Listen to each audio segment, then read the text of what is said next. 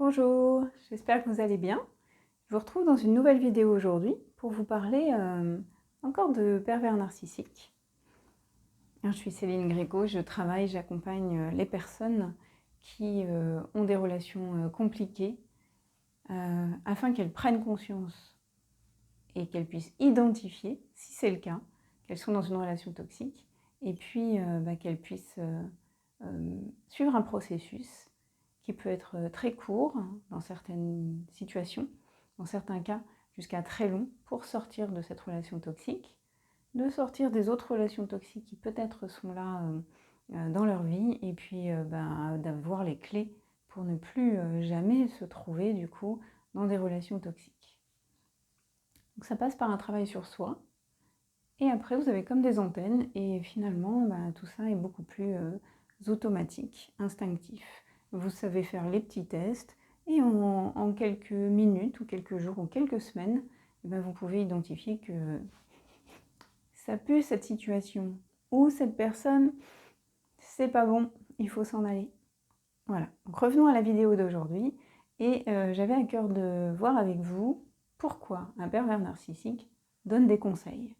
Parce que vraiment, il y a des situations où ils vont donner plein de conseils. Et nous allons voir 4 raisons différentes pour lesquelles ils donnent des conseils. Et puis on va voir du coup souvent pourquoi il ne faut pas les suivre.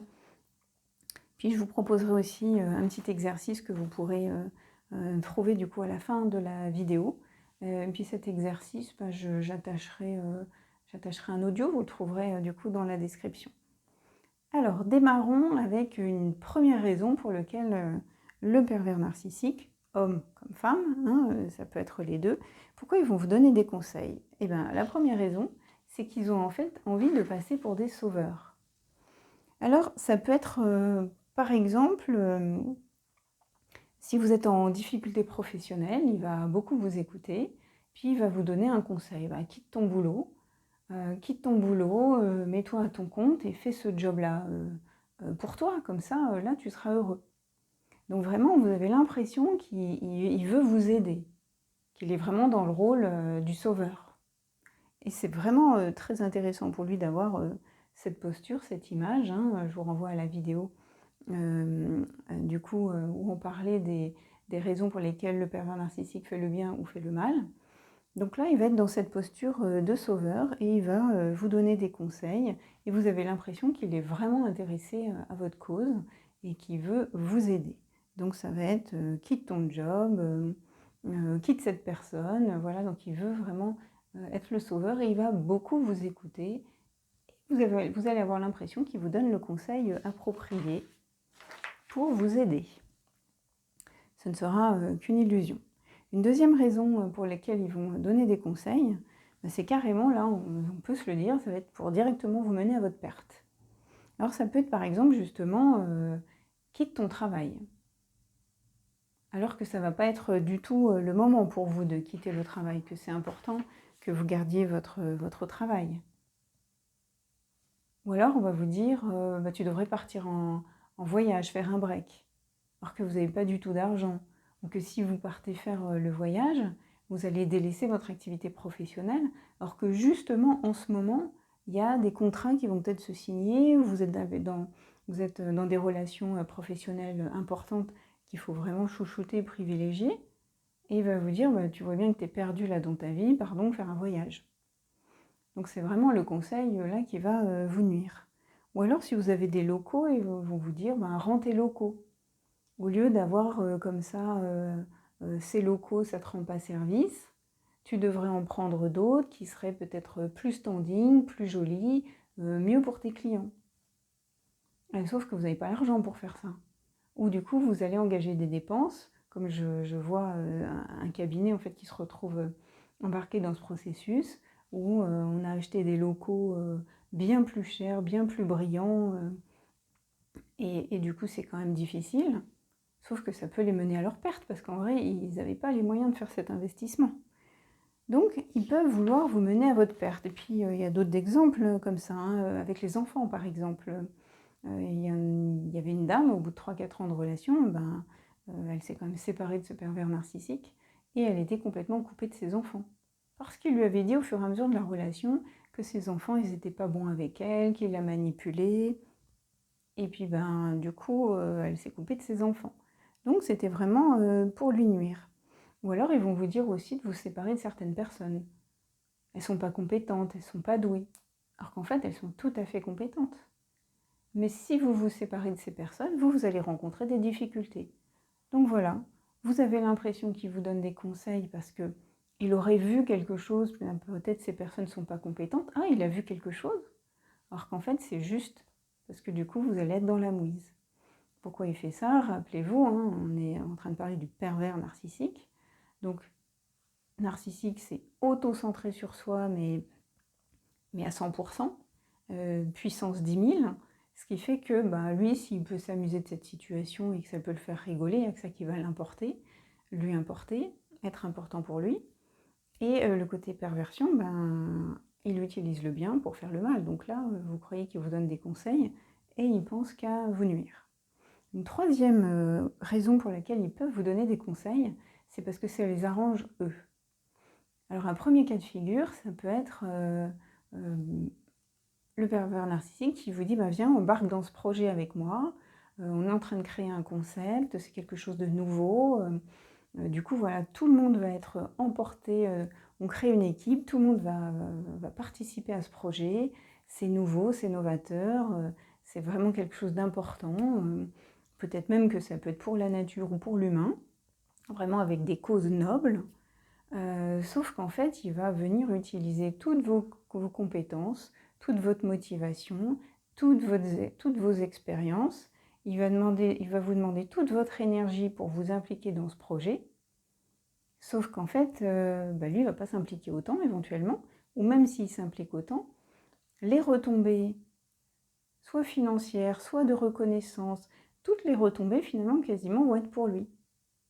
Et vous allez avoir passé peut-être 1 année, 2 années à développer un projet. Vous allez vous être usé, vous allez avoir délaissé votre vie personnelle, peut-être même en parallèle une vie autre professionnelle, vos passions, pour développer ça. Et au final, vous allez vous rendre compte, parce que c'est quand même un pervers narcissique, que vous, c'était pour la gloire, qu'au final, vous n'en retirez rien du tout.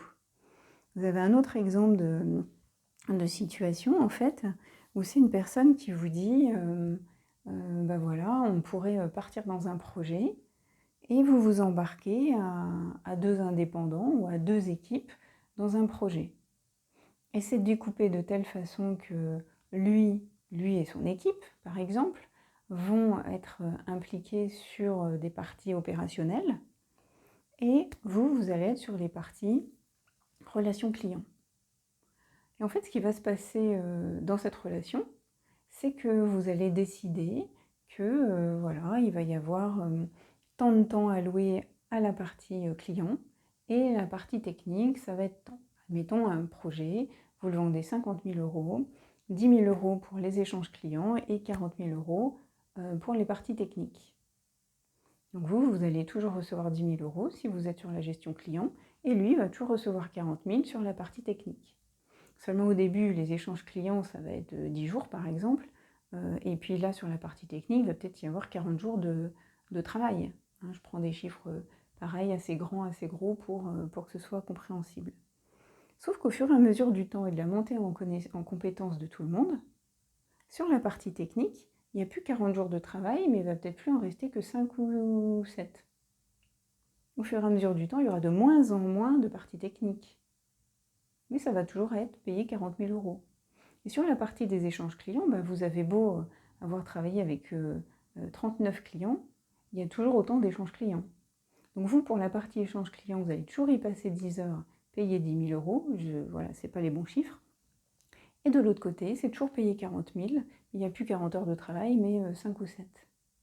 Vous avez compris le principe. Il y en a un des deux. Même si le projet est en pleine croissance et que de nombreux clients sont satisfaits et qu'il y a de plus en plus de clients, vous allez toujours travailler autant, le taux horaire sera toujours le même, alors que de l'autre côté, plus il y aura de clients et plus ça va faire rentrer des sous pour de moins en moins de temps de travail. Donc effectivement, vous voyez bien comment à la longue, sur ce genre de projet, Alors, en général, les différences sont moindres, mais tout de même, il va y avoir ce côté, d'un côté, je travaille 2 jours et on en a chiffré 10 pour le client. Du coup, il y a quand même 8 jours, un peu de vacances. Et de l'autre côté, il y a toujours autant de gestion des échanges clients. Donc ça crée de la zizanie parce qu'au bout d'un moment, il y en a un qui se dit moi j'y arrive plus avec tous les clients, je travaille comme un fou. Et là, du coup, il va falloir recruter, mais ce sera quand même sur le pôle, sur l'argent alloué, les investissements auprès de ce travail auprès du client. Donc ça, c'est encore un exemple finalement d'une situation où vous travaillez avec un pervers narcissique, il va vous donner des conseils, et ceux qui te conseillent de venir travailler avec lui, c'est parce que ça l'arrange lui. Que vous soyez en train de gérer des clients et pas lui. Comme ça, lui, il est sur les parties techniques, plus protégé, et puis surtout, du coup, ça gagne beaucoup plus d'argent. Et puis une autre raison, c'est que c'est pour faire du mal. Il peut donner des conseils tout court pour faire du mal. Il peut vous dire, par exemple, fais du sport, ça va te faire du bien, tu vas pas bien en ce moment, ça va t'aérer la tête de faire du sport. Sauf qu'en fait, vous ne pouvez pas faire du sport. Soit parce que vous êtes blessé, soit il y a une raison, une maladie, il y a quelque chose, mais vous ne pouvez pas faire de sport. Et il va vous dire, ah oui, j'avais oublié, je n'y pensais pas, mais peut-être un petit peu, ah oui, tu peux pas. Donc en fait, il vient bien remuer le couteau dans la plaie. Vous voyez, il fait du mal en fait. Ou alors ils vont vous dire, achète ce truc. Par exemple, je sais pas, vous voulez vous acheter une maison avec votre famille, etc. Mais derrière, vous ne pouvez pas acheter cette maison. Parce que clairement, professionnellement, c'est compliqué. Et vous n'avez pas l'argent, les banques ne vous suivent pas, vous ne pouvez pas acheter cette maison. Et encore une fois, il vient remuer le couteau dans la plaie. Il vous donne un conseil, mais vous ne pouvez pas le suivre. C'est extrêmement malsain, bien sûr. Donc voilà les 4 sortes de conseils qu'un pervers narcissique peut vous donner. 4 sortes de raisons différentes. Donner l'impression qu'il est aidant, un sauveur, carrément vous nuire, ça l'arrange lui, ou là, ça vous fait du mal en direct. Que faire du coup maintenant quand on reçoit un conseil? Bien sûr, en fait, bien souvent, il ne faut pas le suivre, le conseil. Ou vous pouvez recevoir l'argumentaire et puis après le passer, on va dire, dans une analyse qui vous est bien personnelle. Est-ce qu'il n'y a pas quand même quelque chose de positif à ressortir de ce conseil? Bon, dans l'ensemble, il y aura plutôt de jeter tout à la poubelle. À propos de poubelle, je vous propose aussi cet exercice. C'est quelque chose que font les personnes avec qui je travaille, qui sont accompagnées. On fait des exercices et puis après, ces personnes les ont dans leur quotidien. Alors elles les ont comme un réflexe, comme des antennes, mais du coup, vous pouvez aussi développer ça pour vous. Donc c'est par exemple quand vous êtes avec un pervers narcissique, ou même, à vrai dire, avec n'importe quelle personne ou n'importe quelle situation qui est compliquée ou qui est négative, imaginez-vous avec des sacs poubelles au bout des mains. Et quand il y a quoi que ce soit qui vous dérange, vous imaginez jeter tout ça à la poubelle. Le pervers narcissique vous dit quitte ton job, vous vous dites c'est un mauvais conseil, poubelle. Et hop, on tourne la page et on passe à autre chose. Le pervers narcissique vous dit va faire du sport, ça te fera du bien au moral alors que vous ne pouvez pas faire du sport. Prenez son conseil, poubelle. Et vous déroulez comme ça tout ce qu'il fait, tout ce qu'il dit, et vous mettez tout à la poubelle. Voilà, j'espère que cette vidéo vous a aidé, que vous avez peut-être reconnu même des choses. Si c'est le cas, n'hésitez pas à me l'indiquer en commentaire, aussi à poser toutes les questions qui vous viennent. J'y répondrai, je peux même faire des vidéos sur les sujets que vous me suggérez, volontiers. Et voilà. Du coup, si vous êtes d'accord avec ça, pratiquez. Pensez à faire des poubelles, à jeter tous ces conseils à la poubelle, analysez si vous voulez, on va dire, extraire des points positifs de vos échanges, peut-être des idées que malgré tout vous avez eues, c'est tout à fait possible, mais dans l'ensemble, fuyez tout ça, jetez tout ça à la poubelle, pensez à ce geste poubelle, et voilà. Si ça vous a plu, cette vidéo, je vous invite à mettre un petit pouce et n'hésitez pas à vous abonner en activant la petite cloche grise. et comme ça vous serez informé de toutes les vidéos qui vont venir. Prenez soin de vous et vraiment gardez le courage si les moments sont difficiles, et je vous souhaite que tout ça soit du passé et que vous sortiez de cet enfer si vous êtes concerné. Prenez soin de vous et je vous retrouve bientôt. Ciao ciao!